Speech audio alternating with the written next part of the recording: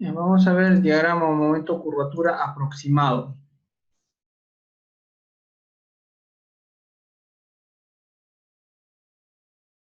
Sí, les voy a enviar bueno, en el Dropbox les envío y ahí ustedes pueden descargar tranquilamente, ¿no?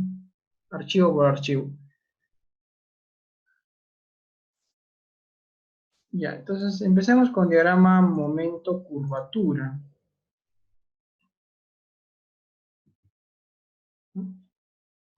¿A qué se refiere ese tema? Por ejemplo, si ustedes ven esta imagen, nosotros que ya sabemos de concreto, simplemente es una viga simplemente apoyada, a la cual se le aplicó dos cargas en la parte central. Si tenemos nuestra viga que está apoyada,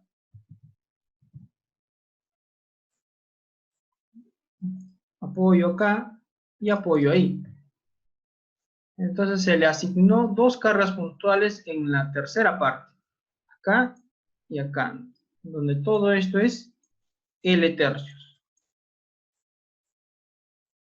¿no? Esto es L tercios, L tercios y L tercios, ¿no? Se le asignó dos cargas puntuales iguales. Es un ensayo. Lo cual permite que esta viga solamente trabaje a flexión. ¿Cómo sería su diagrama de fuerzas cortantes? Su diagrama de fuerzas cortantes de mi viga sería más o menos sube, baja, baja, luego es nulo, baja y sube, ¿no? Este es mi diagrama de fuerzas cortantes.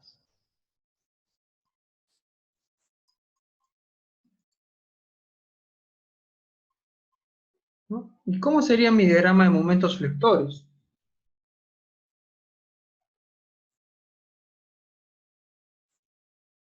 ¿No? Entonces sería, acá bajaría en forma triangular, después sería constante y luego sube, ¿no?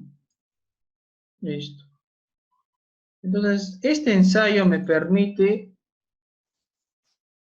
que en la parte central, en el tercio central, en esta parte de la viga, no existan fuerzas de corte y únicamente existan fuerzas internas de momento, ¿no? Esfuerzos por flexión, nada más. ¿Sí? O sea, solamente va a trabajar a momento. Este es mi diagrama de momentos flectores. Entonces, esto es una manera de que falla la viga y esta es otra manera que falla la viga. ¿Cuál es la diferencia? ¿No? Si se dan cuenta, acá el concreto está comprimido. Mm, ya prácticamente el concreto sobrepasó la deformación unitaria de 0.003, lo que indica el ACI. Se produjo el aplastamiento del concreto antes de que el acero a tracción fluya, ¿no? Esto se le conoce como una falla frágil. ¿Recuerdan de su curso de concreto armado? Cuando la cuantía es mayor a la cuantía balanceada, se produce este tipo de fallas. Una falla frágil por compresión del concreto, ¿no? Aplastamiento del concreto.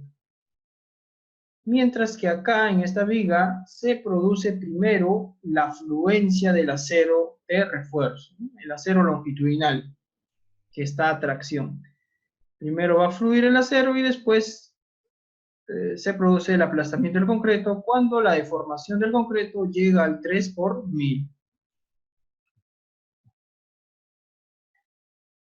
Entonces, ambas vigas tienen comportamientos diferentes. La primera viga tiene una falla frágil un comportamiento frágil y la segunda viga tiene un comportamiento dúctil, ¿no? Deflexión, carga. Entonces, mediante este gráfico carga-deflexión podemos observar el comportamiento de una viga. ¿De acuerdo? Entonces, otra manera de observar el comportamiento de una viga es mediante el diagrama momento-curvatura.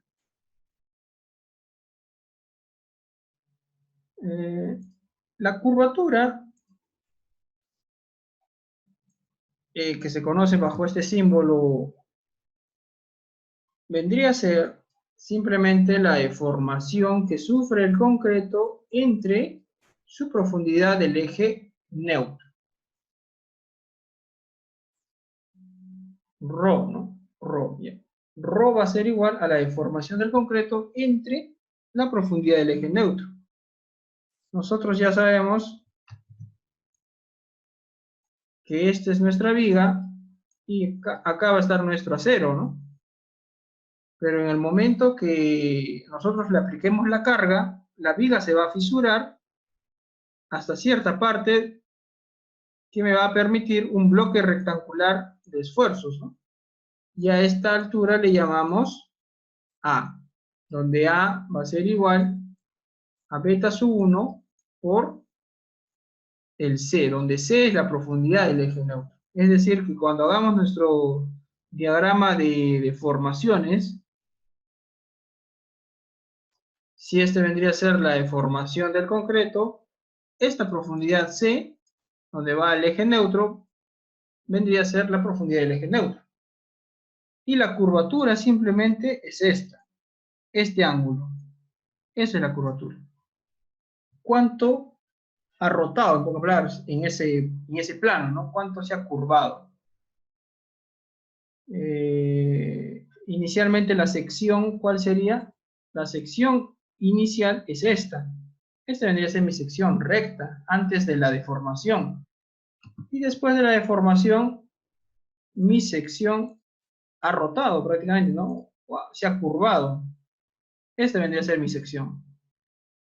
Entonces la curvatura es eso, ¿cuánto se ha curvado? ¿No? Porque mi sección va a depender de cuánto se ha curvado. Esa vendría a ser la curvatura de mi viga, ¿no? ¿Cuánto se ha curvado mi viga? Mientras más curva haya, mayor va a ser esta pendiente, ¿no? ¿Ya? Este acá vendría a ser la curvatura. Entonces, es una medida de la deformación de una viga. La curvatura y su momento. El momento vendría a ser el momento resistente, ¿no? De mi sección. Por ejemplo, si tenemos la misma sección y el bloque rectangular de esfuerzos, ¿no? Acá vamos a tener la compresión del concreto. Y acá vamos a tener la tracción del acero. Si esto vale A y está a la mitad, esto vendría a ser de medios, ¿no? El momento, esto vendría a ser, todo esto vendría a ser D, ¿no? Todo esto vendría a ser D, que vendría a ser la profundidad o el peralte efectivo. Si nosotros quisiéramos hallar el momento, simplemente multiplicamos la tracción del acero por el D menos el A entre 2, ¿no? Estamos haciendo momento con respecto a esta línea, ¿no? Donde se encuentra la posición del concreto, de la compresión del concreto. Entonces, el momento me va a dar la resistencia a flexión de mi viga. Entonces, si nosotros analizamos esta viga, vamos a tener ciertos estados. El primer punto vendría a ser el agrietamiento, que se produce cuando el concreto alcanza su mayor resistencia a la tracción. Ya sabemos que el concreto es muy malo a tracción, por lo tanto este punto se va a producir primero, ¿no? el concreto se va a agrietar en este punto, cuando la resistencia a tracción es superada. Una vez que se agrieta, su rigidez cambia. Ya no es la misma rigidez inicial, varía. Y va a variar hasta el punto en que el acero de refuerzo fluya. Nosotros ya sabemos más o menos que un modelo del acero de refuerzo vendría a ser un comportamiento elastoplástico, como indica en el diseño del concreto armado. Este puntito vendría a ser el esfuerzo de fluencia y se produce a una deformación de fluencia del acero y llega hasta una deformación última, ¿no? Este vendría a ser la deformación del acero y esto es el esfuerzo del acero. Entonces, cuando el acero se deforma, va a llegar una deformación de fluencia donde se produce un esfuerzo de fluencia. Pasado esa deformación, el acero sigue teniendo el esfuerzo de fluencia. Por lo tanto, acá se produce la fluencia del acero hasta el punto donde se produce la compresión del concreto por el aplastamiento del concreto, ¿no? El concreto también tiene su curva, esfuerzo de formación, ¿no? Aproximadamente el concreto viene casi lineal, después se vuelve parabólico y luego cae en forma lineal, ¿ya? Este vendría a ser el punto del F'C. Y esta es la deformación C sub 0. Y acá estaría la deformación donde se produce el aplastamiento, 0,003. Son experimentales, pero ya lo han hecho matemáticamente. Los materiales tienen curvas de esfuerzo de formación, ¿no? Como es el acero, un comportamiento elastoplástico inicialmente, y el concreto, ¿no? Un concreto no confinado. Entonces, para cada deformación que sufra el concreto, va a tener un esfuerzo, ¿no? Un esfuerzo. Entonces, con eso tú generas tus diagramas de esfuerzo, de formación, y claro, tus diagramas de deformación y tus diagramas de esfuerzo, ¿no? Lo que ya habíamos visto, lo que han visto en concreto armado, ¿no? Su diagrama de deformaciones, lo que se deforma el concreto, ¿no? Va a tener un eje neutro, y por acá vamos a tener la deformación del acero a tracción. Y lo mismo sucede con el esfuerzo, ¿no? Entonces, inicialmente, aparentemente es te podría decir, un comportamiento lineal. Tu diagrama de esfuerzos debe ser triangular, ¿no? Más o menos así. Y aquí estaría el esfuerzo del concreto. Y esto vendría a ser el eje neutro. Y aquí estaría su fuerza de compresión, que estaría a 1/3 de la altura de ese triángulo. Y por aquí estaría la fuerza de tracción del acero. La fuerza de tracción del acero y la fuerza de compresión del concreto. Va a depender de cuánta deformación del concreto exista, ¿no? A medida que la deformación del concreto se incremente, el esfuerzo también se va a incrementar, ¿no? Y va a llegar un momento donde ya no se produce esa linealidad, ¿no? Ese comportamiento lineal. Entonces se podría decir que el concreto tiene un comportamiento lineal hasta que su esfuerzo del concreto sea menor al 70% del F'C. Si estamos en este rango, se podría considerar como lineal el concreto.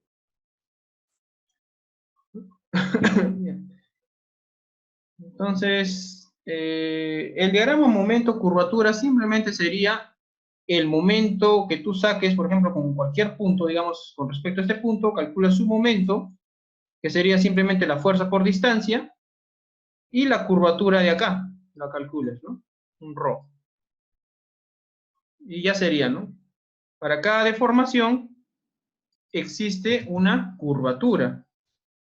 Y también existe un momento. Cada deformación me va a dar una curvatura y un momento. Si juntamos todos los puntitos momento, curvatura, nos va a salir una gráfica del diagrama momento, curvatura, ¿no? Más o menos así, y la gráfica va a depender si se parece mucho al acero o si se parece al concreto. Entonces, este va a ser tu diagrama momento, curvatura real, ¿no? Para cada deformación existe un momento. Bueno, inicialmente no debería ser así. Inicialmente se comporta con otra rigidez debido a que la sección es bruta. Una vez que la sección es bruta, sufre un agrietamiento y cambia de rigidez, ¿ya? Entonces, a este puntito se le conoce como momento de agrietamiento. Y está relacionado a una curvatura de agrietamiento. CR quiere decir no crítico, quiere decir cracking, ¿no? Agrietamiento. Y después el acero va a empezar a fluir. Claro, si estamos hablando de una viga dúctil, ¿no? Y por acá más o menos se podría considerar una curvatura de fluencia. Si estamos hablando de una viga simplemente reforzada, ¿no? Y un momento de fluencia. Y finalmente, por acá podría decirse, va a depender, podemos considerar una curvatura, a ver, lo real realmente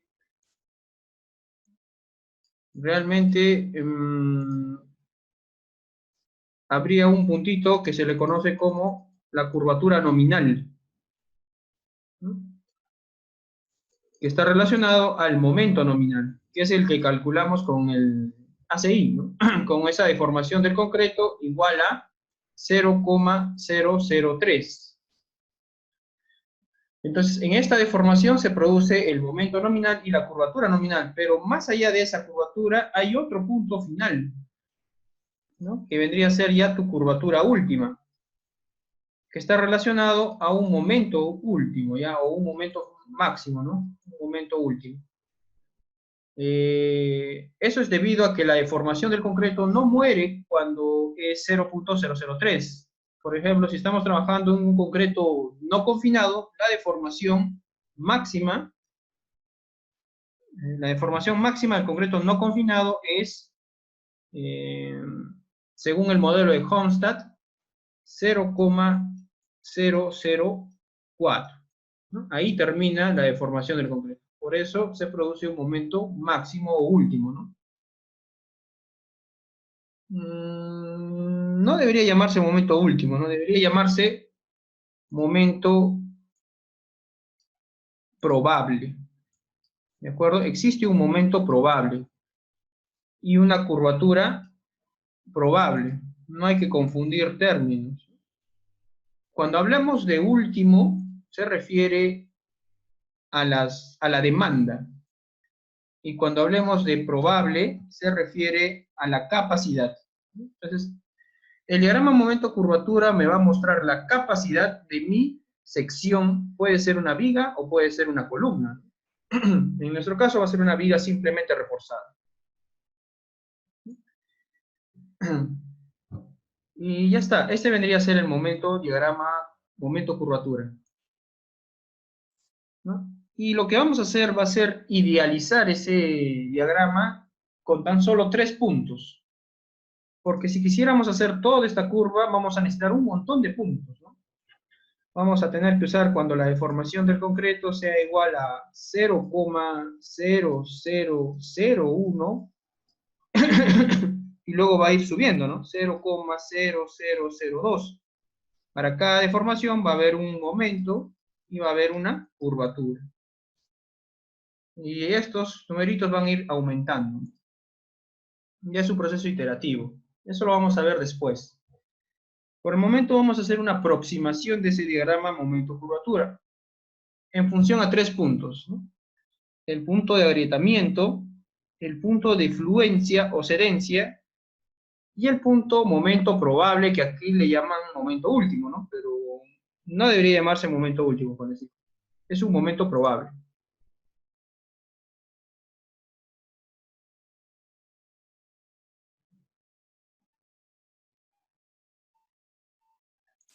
¿no? Entonces podemos aproximarlo a este modelo trilineal. Bueno, la hipótesis inicial de este modelo es que tu viga primeramente falla fluencia y después falla por aplastamiento del concreto. Si sucede lo contrario, si tuviéramos una viga sobre reforzada, no ocurriría este diagrama momento-curvatura y ya no tendría sentido hacer un diagrama aproximado. ¿Por qué? Porque no va a llegar a fluir tu acero. Eh, primero se va a aplastar el concreto, ¿no? Entonces, la primera hipótesis o la primera premisa es que tu viga sea dúctil para poder realizar este diagrama aproximado. Es una condición. ¿De acuerdo? Ya. Entonces podemos hacer un modelo trilineal que va a considerar el punto de agrietamiento, o podemos hacer un modelo bilineal que considera tan solamente el momento de fluencia y el momento último, que como les digo es momento probable realmente. O podemos hacer un modelo elastoplástico, elástico inicial y luego plástico una vez que se alcance el momento de fluencia. Entonces los tres modelos son aptos. Ahora la pregunta es, ¿para qué sirve un diagrama momento-curvatura? Primeramente, un diagrama momento-curvatura nos sirve para ver el comportamiento de una sección de concreto armado. Podemos ver si una viga es frágil, si es dúctil, cuánto es su ductilidad. Podemos cuantificar ductilidades. Ya no hablamos de cosas que no podemos medir. Si hacemos un diagrama momento-curvatura, vamos a cuantificar qué tan dúctil es nuestra viga, ¿no? Por ejemplo, la ductilidad va a ser igual a la curvatura última dividido entre la curvatura de fluencia. Ese vendría a ser mi ductilidad por curvatura.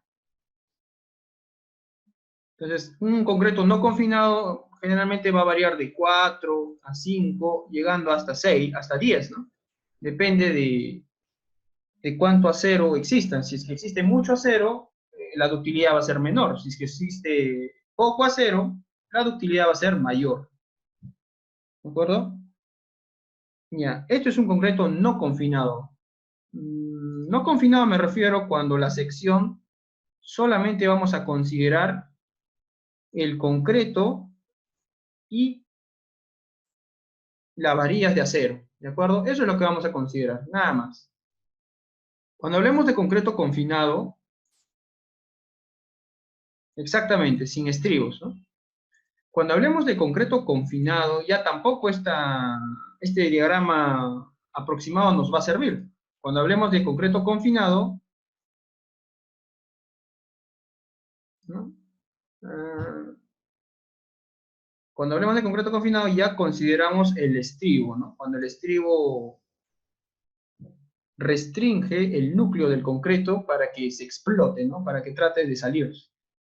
De esta manera, cuando se incrementa la deformación, lo único que va a explotar va a ser el recubrimiento.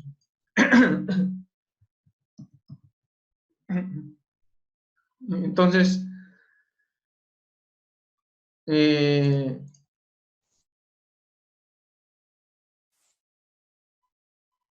claro, ¿no? La ductilidad puede variar. No se podría cuantificar cuán dúctil es. Por ejemplo, para pilares de puentes, sí te dice una ductilidad mínima que debe ser 5, ¿no? Si tu ductilidad es menor que 5, ya tu pilar no es dúctil, ¿no? Pero si es mayor que 5, normal es dúctil, ¿no? Y puede ser más todavía, ¿no? Pero menor que 5 no puede ser.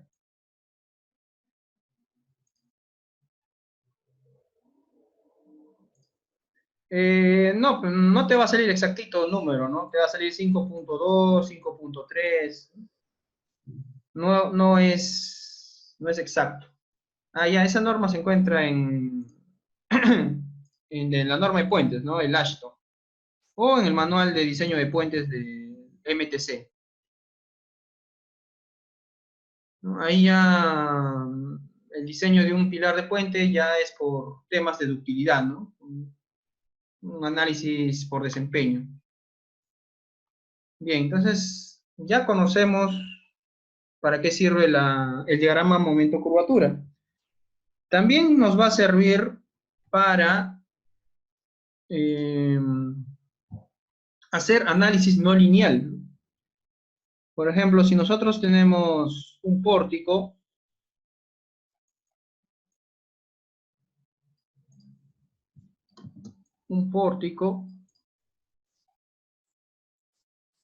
nosotros vamos a suponer dónde va a ocurrir la no linealidad, ¿no? Entonces, lo correcto es que la no linealidad ocurra en los extremos de una viga. ¿De acuerdo? El análisis pi delta simplemente considera los momentos de segundo orden debido al desplazamiento y a la carga vertical, ¿no? No es lo mismo si tuviéramos eso vendría a ser un análisis no lineal geométrico, ¿no? Si tuviéramos una carga axial P y una fuerza lateral F, realmente esta fuerza lateral F me va a producir un desplazamiento, ¿no? De mi columna, digamos. Y la carga axial que debería estar por acá ya se traslada, ¿no? Entonces ya tenemos una excentricidad. Y eso me va a provocar, va a ser igual que si yo representara lo mismo y un momento adicional, ¿no? Eso vendría a ser el análisis pi delta, son momentos de segundo orden. Ya no tan solo los momentos producto del análisis estructural, sino momentos generados debido al desplazamiento de la estructura.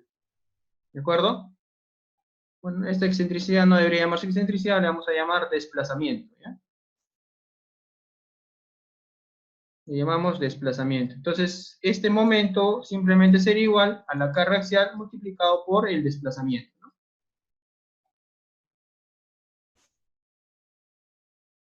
¿Ya? Eso vendría a ser análisis pi delta. Eso es análisis no lineal geométrico.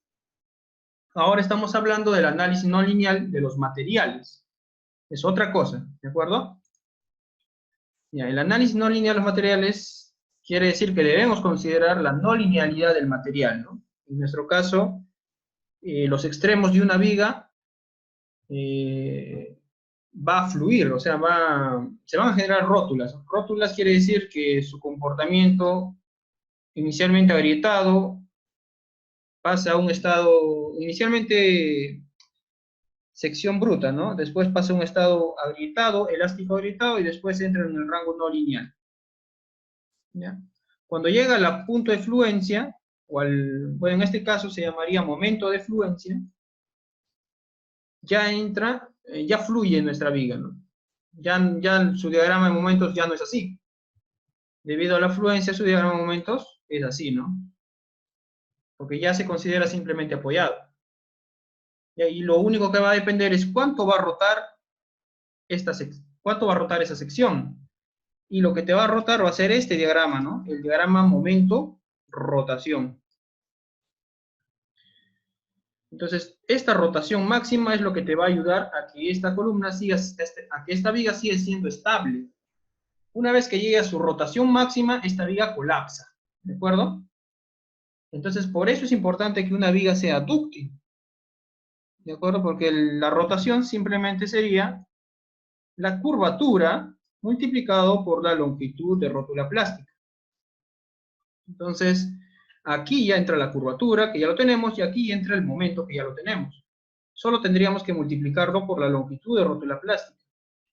Y la longitud de rótula plástica es la zona que se va a dañar, ¿no? Esta de acá. Esta zona se daña. No se va a dañar toda la viga, se va a dañar los extremos. A esto se le conoce como longitud de rótula plástica. Generalmente esto es el peralte entre dos, ¿no? Para vigas. Y en las bases de las columnas, una vez que ya fluya nuestras vigas, lo que debe fluir después es la base de la columna. También tienes que hacer tu diagrama momento-curvatura de tu sección de columna, y acá más bien la longitud plástica, o la longitud de rótula plástica, va a ser igual al peralte de la columna. ¿De acuerdo? Eso es lo casi real, ¿no? Aproximado. Hay varias expresiones que te pueden calcular la longitud de rótula plástica. Pero aproximadamente para una viga es h medios y para una columna es el peralte de la columna. ¿De acuerdo? Bien, entonces todas estas aplicaciones es gracias al diagrama momento-curvatura. Si no sabemos diagrama momento-curvatura, no podemos hacer análisis no lineal del material.